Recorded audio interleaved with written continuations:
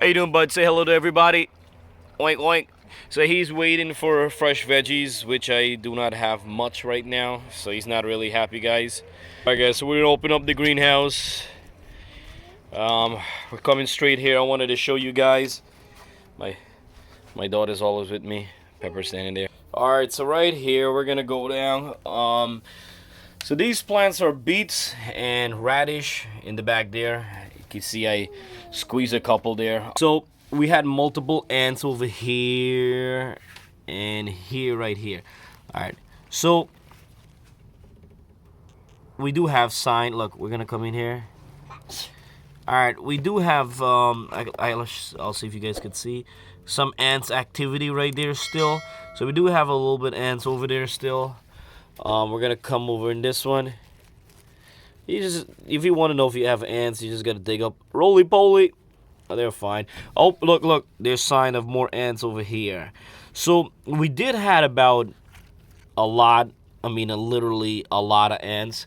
So it does look right now, I would say it did work a little bit. I'm gonna put more soil to cover this down.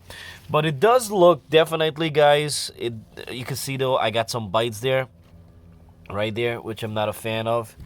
I'm gonna put more coffee grind and soil there. So guys, it does look like the coffee grind did work. And another thing too that I realized, I didn't go heavy on the coffee grind. I didn't put too much. So this was like a light dose of coffee grind. So as you guys can see, I'm definitely getting some bites over there and there. So I'm gonna put some coffee grounds more around again, because I definitely think it worked a little bit.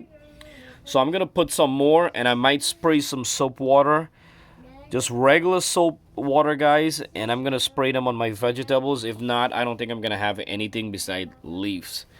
So mixing soap water with a regular spray bottle, guys, it helps a lot. It really helps. But as you could see, beside the ants problem, whatever eating there, you can see my beetroot. You can see the leaf, guys, rich green.